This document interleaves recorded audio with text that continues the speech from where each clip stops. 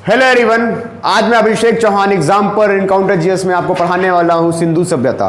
बेटा ये बहुत ज़्यादा इंपॉर्टेंट टॉपिक है। सिंधु सभ्यता हमारी जो भी आगामी परीक्षा लगी हुई है और जो इतिहास में सबसे ज़्यादा कंफ्यूजिंग हमको लगता है चैप्टर, वो ये सिंधु सभ्यता ही लगता है।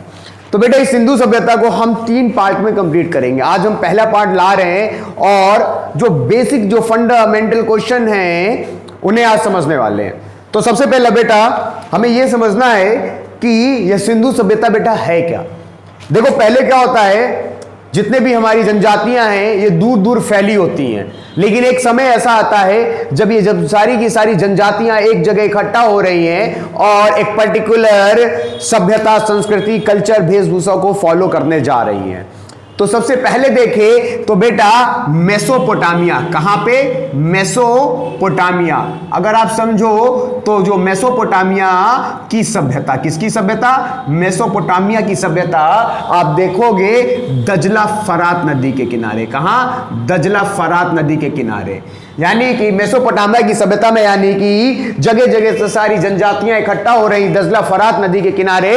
अब वो एक समूह में रहना स्टार्ट कर रही हैं, एक पर्टिकुलर वेशभूषा, भाषा आदि चीजों का इस्तेमाल करने वाली है, फॉलो करने वाली हैं। तो सबसे पहले मेसोपोटामिया की सभ्यता है। जो मेसोपोटामिया नाम है बेटा आपके दिमाग में आना चाहिए, मेसोपोटामिया किसे बोलते हैं? आज की डेट का बेटा जो इराक है वही प्राचीन में आपका मेसोपोटामिया कहता था। मेसोपोटामिया की सभ्यता, सबसे पहला क्वेश्चन किस नदी किनारे? दजला फरात नदी के किनारे। फिर दूसरा है बेटा कि मिस्र की सभ्यता। कौन सी सभ्यता? मिस्र या फिर इजिप्ट की सभ्यता किस नदी किनारे बेटा? नील नदी के किनारे। किस नदी के किनारे? नील नदी के किनारे। फिर हमारा तीसरा आता है सिंधु सभ्यता। तीसरा क्या आता है बेटा? सिंधु सभ्यता। इसी सिंधु सभ्यता के बारे में हमें पढ़ना है। सिंधु सभ्यता बेटा किस नदी के किनारे? यह है बेटा सिंधु नदी के किनारे। किस नदी के किनारे? सिंधु नदी के किनारे। फिर चौथा आता है बेटा चीन की सभ्यता। कौन सी सभ्यता बेटा? चीनी सभ्यता। जो चीनी सभ्यता है ये होंगहो नदी के किनारे। कौन सी नदी किनारे? होंगहो नदी के किनारे, यानी कि पीली नदी। कौन सी नदी? पीली नदी। जरूरी ये है कोई भी बेटा जनजातियां जो इकट्ठा हो रही हैं उनके लिए जो बेसिक रिक्वायरमेंट है वो है पानी की। इसीलिए जो सबसे पहला समय आया मेसोपोटामिया का आया कि मेसोपोटामिया मतलब इराक में दजला फरात नदी के किनारे जनजातियां इकट्ठा हो रही हैं और एक समूह में रहना स्टार्ट कर रही हैं। उसके बाद दूसरे नंबर पे नील की सभ्यता, मिस्र की सभ्यता जो कि नील नदी के किनारे इकट्ठा होकर के ग्रुप में रह रही है। फिर हम देखते हैं धीरे से सिंधु सभ्यता, जहां पे आप देखोगे सिंधु नदी के किनारे सभी लोग इकट्ठा हो रहे हैं जनजातियां और एक साथ रहना स्टार्ट कर देती हैं। फिर उसके बाद आप देखोगे चीनी सभ्यता, यानी चीनी सभ्यता कहां पे है बेटा? डेवलप हो रही है। ये हो रही है होंगहो नदी, जिसे आप क्या बोलते हो? पीली नदी। होंगहो नदी का अन्य नाम पीली नदी। याद रखना। मेसोपोटामिया की सभ्यता बेटा दजला फरात। मेसोपोटामिया मतलब आज का इराक। मिस्र की सभ्यता नील नदी के किनारे। सिंधु सभ्यता बेटा सिंधु नदी के किनारे। चीनी सभ्यता बेटा होंगहो नदी किनारे। बेटा चीनी सभ्यता होंगहो नदी किनारे। अभी हमने ये कहा कि सारी जितनी भी जनजातियां थी अलग अलग रहा करती थी, उनका पर्टिकुलर कोई भी एक फॉर्मेट नहीं था कि वो एक फिक्स जगह रह रही हो। तो अभी एक जगह फिक्स रहने स्टार्ट कर रही हैं। हमारे सिलेबस में बेटा जो हमको पढ़ना है वो हमें पढ़ना है सिंधु सभ्यता। अब बेटा यहां पे आप ये समझोगे, ये जो सिंधु सभ्यता है, सिंधु सभ्यता में जो जनजातियां बेटा आकर के रह रही हैं वो कौन सी जनजातियां थी बेटा? वो बेसिक 4 जनजातियां थी। एक जनजाति थी प्रोटो ऑस्ट्रेलियाइड। कौन सी जनजाति थी बेटा? Proto Australoid. फिर उसके बाद आप देखोगे दूसरी जनजाति देखोगे भूमध्य सागरी जनजाति। कौन सी?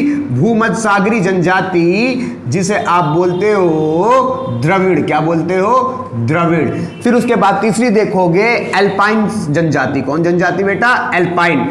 फिर चौथी आप देखोगे एल्पाइन के बाद जो आपकी आती है मंगोलियन जनजाति। कौन सी जनजाति? मंगोलियन जनजाति।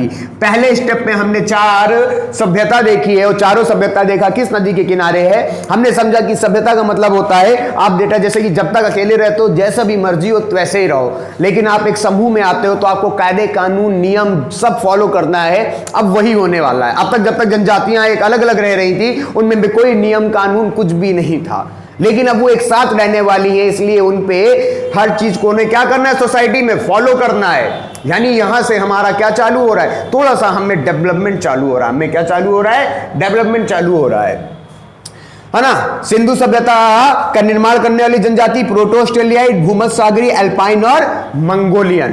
ठीक है, उसके बाद हमें जो बेटा पढ़ना है वो पढ़ना है सिंधु सभ्यता। क्या पढ़ना है, सिंधु सभ्यता। अगर हम समझेंगे बेटा किसको, सिंधु सभ्यता को, तो हमें यह समझ में आएगा कि जो बेटा सिंधु सभ्यता, अब यहां पे बेटा हमको देखना है लिपि। जो सिंधु सभ्यता की लिपि है बेटा ये कैसे थी, तो बेटा आपको बता दे यहां पे जो लिपि थी बेटा वो चित्रात्मक थी, भावनात्मक थी, यानी कि चित्रों का प्रयोग किया जाता है। यहां पे कोई अल्फाबेट नहीं होते थे। यहां पे जैसे कि एक ये चित्र हो गया तो दूसरा ये चित्र हो गया तो कहीं ऐसे चित्र हो गए। इस तरह के चित्रों के माध्यम से वहां पे अपनी बात को व्यक्त किया जाता था। तो यहां पे अगर हम सिंधु सभ्यता की लिपि को समझें तो हमें यह समझ में आएगा जो लिपि थी बेटा वो चित्रात्मक थी। कैसी लिपि थी, चित्रात्मक लिपि थी। कैसी लिपि थी, चित्रात्मक लिपि थी। और इसको क्या बोल सकते हैं बेटा, चित्रों के द्वारा जो भी आपको व्यक्त किया जाता है वो चीजें भावनात्मक होती है, यानी इसे चित्रात्मक लिपि बोल सकते हैं। इनकी लिपि को भावनात्मक लिपि बोल सकते हैं। और इनकी लिपि को ही बेटा गौमूत्री लिपि कहा जाता है। क्या कहा जाता था, गौमूत्री लिपि। क्या कहा जाता था, गौमूत्री लिपि। और इसे कहा जाता था ब्रुस्टोफैडन कहा जाता था। इसे ब्रुस्टो, ये फैडन है, ये बेटा फैदन हो जाएगा। क्या हो जाएगा, फैदन हो जाएगा। फिर उसके आप देखोगे ब्रुस्टो, है ना, ब्रुस्टोफैडन हो गया, ब्रुस्टोफैडन हो गया, और ये हो जाएगा ब्रुस्टोफैदस। ये सारी की सारी जो नाम है ये सिंधु सभ्यता की लिपियों के नाम है। चित्रात्मक लिपि, भावनात्मक लिपि, गौमूत्री लिपि, ब्रुस्टोफैडन लिपि, ब्रुस्टोफैदन लिपि, ब्रुस्टोफैदस लिपि। अब यहाँ पे बेटा आप देखोगे ये जो लिखते थे इसे सर्पिलाकार लिपि बोलते थे। क्या बोलते थे, सर्पिलाकार। इसे सर्पिलाकार क्यों बोलते थे बेटा, इसे सर्पिलाकार इसलिए बोलते थे क्योंकि इसमें एक खासियत होती थी। खासियत ये होती थी कि ये हमेशा बेटा दाएं ऐसे ऐसे लिखते थे, फिर यहां से खत्म, फिर ऐसे ऐसे लिखना स्टार्ट कर देते थे, फिर ऐसे ऐसे, फिर ऐसे ऐसे ऐसे, फिर ऐसे ऐसे। यानी कहीं ना कहीं आप देखोगे तो कैसे चल रहे हैं बेटा, ये ऐसे चल रहे हैं, ये एक ऐसे बन जाता है जैसे सर्प चलता है, तो इसे बेटा सर्पिलाकार लिपि भी कहा जाता है। इसे क्या कहा जाता है, इसे सर्पिलाकार लिपि कहा जाता है। पहले बेटा हमने 4 सभ्यता देखी, मेसोपोटामिया की सभ्यता देखी, हमने नील की सभ्यता देखी, इजिप्ट वाली सभ्यता देखी हमने दूसरे नंबर पे, तीसरे नंबर सिंधु सभ्यता देखी, चौथे नंबर पे हमने चीन की सभ्यता देखी। फिर उसके बाद हमने देखा कि सिंधु सभ्यता का निर्माण करने के लिए 4 जनजातियां आ रही हैं। फिर उसके बाद हमने अभी देखी कि आखिर इनकी लिपि क्या है। हमने लिपियों में समझा चित्रात्मक है, भावनात्मक है, सर्पिलाकार है, ब्रुस्टोफैडन बोलते हैं, ब्रुस्टोफैदन बोलते हैं, ब्रुस्टोफैदस बोलते हैं, और गौमूत्री लिपि बोलते हैं। ये सारी की सारी इनकी लिपियों के नाम है। अब बेटा आगे हम देखते हैं कुछ तथ्यों को कि ये कांस्य युगीन का कब के समय का बेटा, ये कांस्य युगीन से बिलोंग करता है। ये और किससे बिलोंग करता है, आद्य ऐतिहासिक से बिलोंग करता है। किससे बिलोंग करता है, आद्य ऐतिहासिक टाइम पीरियड से बिलोंग करता है ना। ये 2 चीजें आपको याद रखना है, ये कांस्य युगीन और आद्य ऐतिहासिक काल से बिलोंग करता है। और जो ये आपका सिंधु सभ्यता थी ये पूरा का पूरा अगर देखा जाए तो त्रिभुजाकार, कैसा था बेटा, त्रिभुजाकार का था। ये पूरा का पूरा सिंधु देखा जाए तो त्रिभुजाकार में था। कैसे था बेटा, त्रिभुजाकार में ये पूरा का पूरा सिंधु क्षेत्र फैला हुआ था, है ना। फिर उसके बाद अगला कुछ चीज अगर हम समझे तो हमें यह समझ में आएगा कि इसके कुछ नाम थे। सिंधु सभ्यता के बेटा क्या थे, कुछ नाम थे। जैसे कि नामों को अगर हम समझे तो सबसे पहले नाम निकल के आता है सिंधु सभ्यता। क्या निकल के आता है, सिंधु सभ्यता। फिर उसके बाद आके निकल के नाम आता है सिंधु घाटी सभ्यता। फिर क्या निकल के आता है, हड़प्पा की सभ्यता। कौन सी सभ्यता? हड़प्पा की सभ्यता। ये जो सिंधु सभ्यता नाम है बेटा, ये नाम दिया गया था जॉन मार्शल के द्वारा। किसके द्वारा दिया गया था? जॉन मार्शल के द्वारा दिया गया था। सिंधु घाटी सभ्यता नाम बेटा राफिक मोहम्मद के द्वारा दिया गया था, या फिर बोल सकते हो कहीं कहीं लिखा होता है मोहम्मद की जगह रफीक मुगल। ठीक है, सिंधु सभ्यता नाम जॉन मार्शल के द्वारा दिया गया था, सिंधु घाटी सभ्यता नाम राफिक मोहम्मद या फिर कहीं कहीं मुगल लिखा होता है। ठीक है, रफीक याद करना, सिंधु घाटी सभ्यता नाम देने वाले रफीक थे। हड़प्पा सभ्यता नाम देने वाले कौन थे बेटा? दयाराम साहनी। कौन थे? दयाराम साहनी। 1921 में इन्होंने ही क्या की थी? हड़प्पा की खोज की थी। हड़प्पा पहला ऐसा स्थल था जो सिंधु घाटी सभ्यता में खोजा गया, पहली साइट थी, पहला स्थल था। ठीक है, अब हम कुछ आगे क्वेश्चन देते हैं। सिंधु घाटी सभ्यता आपकी हमने देखी। सिंधु सभ्यता जॉन मार्शल, सिंधु घाटी सभ्यता राफिक मुगल या राफिक मोहम्मद बोल सकते हो, हड़प्पा सभ्यता दयाराम साहनी। या फिर बेटा याद रखना कि सबसे पहले भारत में ये जो सभ्यता पाई जा रही है, इतनी प्राचीन सभ्यता, इसका उल्लेख किस अखबार में मिला था? इसका उल्लेख अखबार में किया गया था लंदन वीकली। लंदन वीकली में ये खबर छपती है कि भैया भारत में प्राचीन स्थल सामने आ रहे हैं, यानी कोई ना कोई एक पुरानी सभ्यता भारत में पहले रही है जो अब समाप्त हो चुकी है ना। फिर उसके बाद जो अगला हमारा आता है, कुछ इंपॉर्टेंट फैक्ट जो हमें क्या करते हैं? कंफ्यूज करते हैं। तो उन फैक्ट्स को देखे तो बेटा उन फैक्ट्स में जो सबसे पहले आता है वो आता है बेटा पुरातत्व विभाग। क्या आता है? पुरातत्व विभाग। फिर दूसरा आता है पुरातत्व सर्वेक्षण विभाग। क्या आता है? पुरातत्व सर्वेक्षण विभाग। ये बेटा जो पुरातत्व विभाग है ये अस्तित्व में आता है कौन से वर्ष? ये अस्तित्व में आता है 1861 में। तो पुरातत्व सर्वेक्षण विभाग आता है 1903 और 4 में। इस विभाग का काम होता है किसी भी प्राचीन स्थल की खोज करना, और पुरातत्व सर्वेक्षण विभाग का काम था खोज प्लस उसको क्या करना? स्थल को सुरक्षा देना। क्या देना बेटा? सुरक्षा देना। आज की डेट में और आज के नीति निर्देशक तत्व आप देखोगे तो अनुच्छेद नंबर 49 में आर्कियोलॉजिकल सर्वे ऑफ इंडिया, पुरातत्व सर्वेक्षण विभाग की जिम्मेदारी है कि ऐतिहासिक धरोहर और स्थलों की क्या करना है? आपको सुरक्षा करना है ना।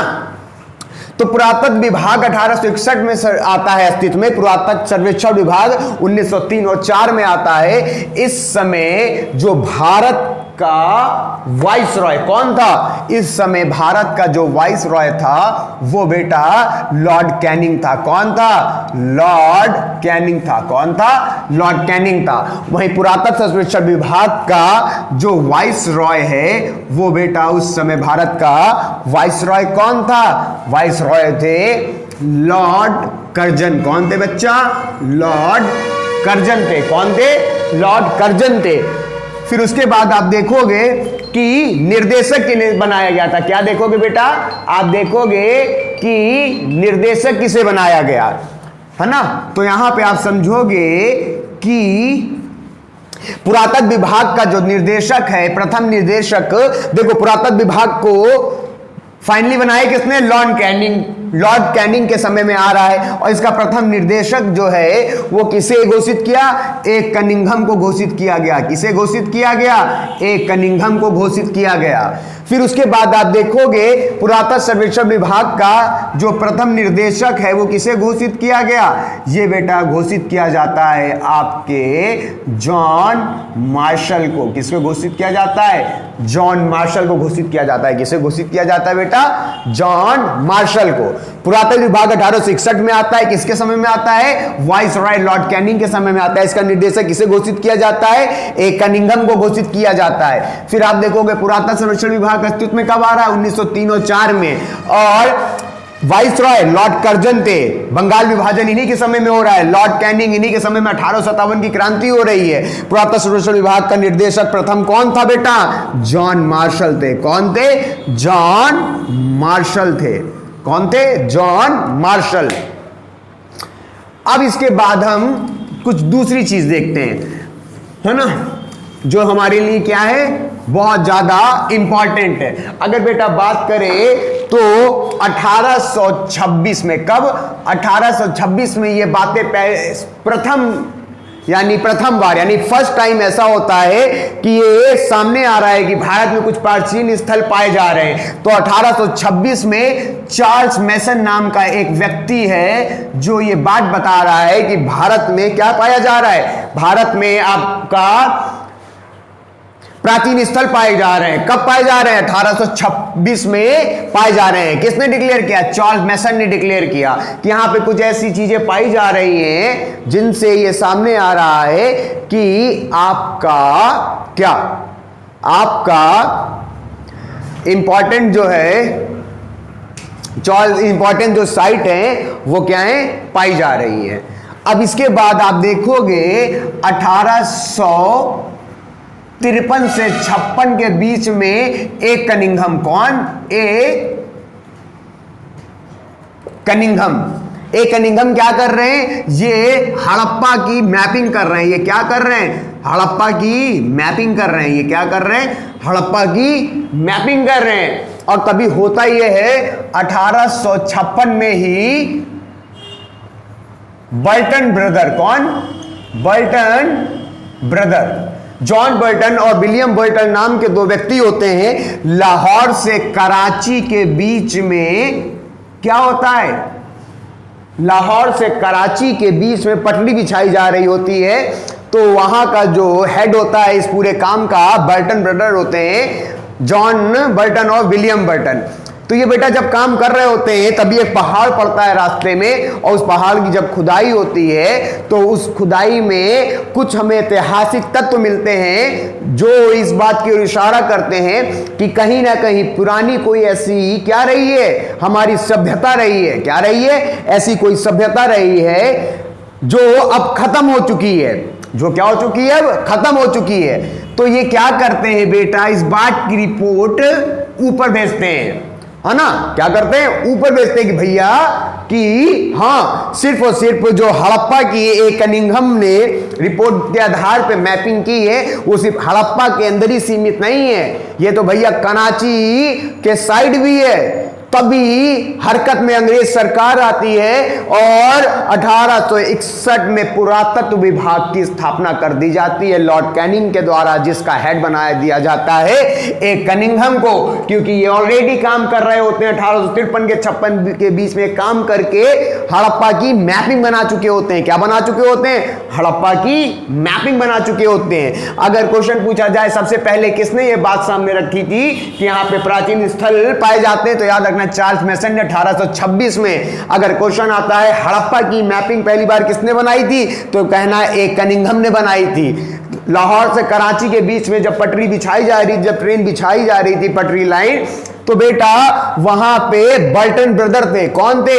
बर्टन ब्रदर को जिम्मेदारी दी गई थी, और जब वो काम कर रहे थे तब उनको एक पहाड़ मिलता है जहां पे जब खुदाई होती है उस पहाड़ से उस पटरी लाइन को आर पार करने के लिए, तब वहां से कुछ ऐसे ऐतिहासिक तत्व मिलते हैं जिनसे साफ इशारा होता है कि ये प्राचीन जो चीजें मिल रही है सिर्फ हड़प्पा तक नहीं, ये तो भैया बहुत ज्यादा है, यानी कि कोई ना कोई पुरानी सभ्यता थी जो पूरे के पूरी इस एरिया में फैली हुई थी। अब यहां से हम देखते हैं कुछ अपनी दूसरी इंपॉर्टेंट चीजें जो हमारे लिए क्या हो सकती है, महत्वपूर्ण सिंधु सभ्यता में। अब बेटा हमको ये समझना है कि आखिर ये एरिया कैसे कहां फैला हुआ था। तो हम अगर देखें तो सबसे पूर्वी, क्या बेटा, जो हमारा भारत में सबसे पूर्वी, क्या भारत में कौन सा स्थल बेटा? हड़प्पा स्थल, है ना। भारत में हड़प्पा स्थल यहां पे आपका कौन सा मिलेगा, सबसे उत्तरी मिलेगा। यहां पे आपका बेटा कौन सा मिलेगा, सबसे दक्षिणी मिलेगा। यहां पे सबसे आपको पूर्वी स्थल मिलेगा और यहां पे सबसे आपको पश्चिमी स्थल मिलेगा। ठीक है, अब आप देखोगे सबसे उत्तरी कौन सा था, मांडा नामक स्थल है भारत में। कहां का, भारत में हड़प्पा सभ्यता का सबसे उत्तरी स्थल कौन सा था, मांडा था। मांडा बेटा कौन से जिले में है, अखनूर जिले में है। मांडा कौन से जिले में है, अखनूर जिले में। कौन से राज्य में, जम्मू एंड कश्मीर में है। कौन सी नदी के किनारे है बेटा, यह पड़ता है आपका चेनाब नदी के किनारे। किस नदी के किनारे, चेनाब नदी के किनारे। फिर आता है आपका पूर्वी स्थल, जो सबसे पूर्वी स्थल था वो बेटा था आपका आलमगीरपुर। कौन सा था, आलमगीरपुर। आलमगीरपुर बेटा किस जिले में है, ये आपके मेरठ में है। ये आपके किस राज्य में है, यूपी में है। ये आपके किस नदी के किनारे बेटा स्थल था, हिंडन नदी के किनारे। किस नदी के किनारे, हिंडन नदी के किनारे।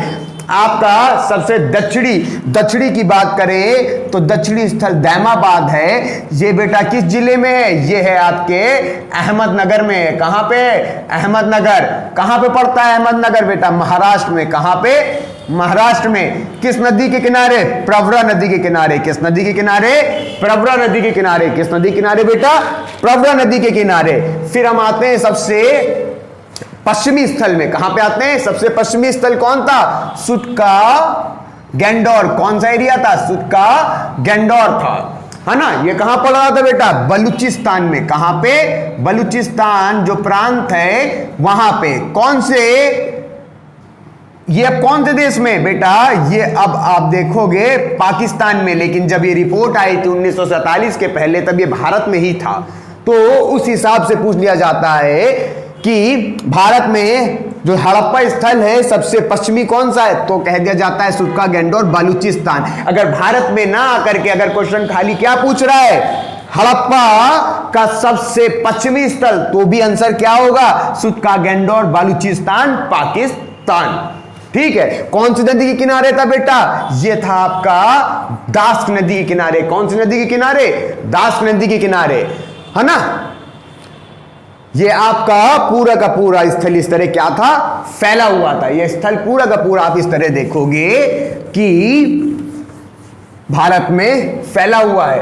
अगर हम बात करें तो अब हमें देखना है, जो क्वेश्चन आते हैं कि कुछ स्थल आ जाते हैं और पूछ लिया जाता है उन स्थल की खोज किसने की थी। क्या कर लिया जाता है बेटा, पूछ लिया जाता है कि उन स्थल की खोज किसने की थी। या फिर आपसे यह पूछ लिया जाएगा कि वो जो स्थल हैं किस वर्ष खोजे गए और वो किस नदी के किनारे हैं। और कुछ चीजें हैं कि भैया इन, जैसे कि एक ऐसी कौन सी जगह से कब्रिस्तान है, किस जगह पे ऐसा कब्रिस्तान है जहां पे 2 लोगों को एक साथ दफनाया गया। कुछ जगह पे ऐसे साक्ष्य मिले हैं जहां पे एक मानव के साथ एक कुत्ते को दफनाया है। किस जगह से आपको ऐसे साक्ष्य मिलते हैं जहां से हमें यह समझ में आता है कि वहां पे मापतौल की व्यवस्था थी। ऐसे साक्ष्य अभी हमें क्या देखना है, अभी हम जो पार्ट 1 देख रहे हैं, है ना। टोटल हमारे जो पार्ट आएंगे वो 3 पार्ट आएंगे। आज हम पार्ट 1 में कुछ बेसिक चीजें समझ रहे हैं। यहां पे हम 9 स्थल देखने वाले हैं। कितने स्थल देखने वाले हैं, अभी मोस्ट इंपॉर्टेंट 9 स्थल देखेंगे। 4 5 6 7 8 9। अगर बात करें तो सबसे पहले जो पड़ता है हड़प्पा। कौन सी जगह पड़ती है, हड़प्पा। हड़प्पा की खोज बेटा किस वर्ष हुई थी, 1921 में हुई थी। फिर आता है आपका मोहनजोदड़ो की खोज किस वर्ष हुई थी बेटा, 1922 में हुई थी। फिर आज का आता है मोहनजोदड़ो की छोटी बहन चनहुदड़ो, जो चनहुदड़ो है इसकी खोज कब हुई थी, 1930-31 में। कब हुई थी, 1930-31 में। फिर उसके बाद आपका चौथा जो आता है, चौथा आता है आपका रोपड़। क्या आता है, रोपड़। फिर जो 5वां आता है, 5वां स्थल आपका पड़ जाता है कि कालीबंगा। क्या पड़ जाता है, कालीबंगा, है ना। रोपड़ की खोज 1950 में। यहां से याद रखिएगा, अगर क्वेश्चन पूछा जा रहा है कि भारत में खोजा गया सबसे पहला स्थल कौन सा था सिंधु सभ्यता का, वो हड़प्पा था। कौन सा था? हड़प्पा का। अब तो खैर वो भारत में नहीं है, तो क्वेश्चन पूछने जाता है सिंधु सभ्यता का खोजा गया पहला स्थल कौन सा था, तो आप बताओगे हड़प्पा था। कब खोजा गया था? 1921 में। अगर क्वेश्चन पूछ रहा है स्वतंत्र भारत का खोजा गया प्रथम हड़प्पा सभ्यता का स्थल कौन सा था, तो बेटा रोपड़ था, क्योंकि 1947 में भारत आजाद होता है और रोपड़ 1950 में क्या हो रहा है आपका खोजा जा रहा है। कालीबंगा 1951, कालीबंगा बेटा कब खोजा गया?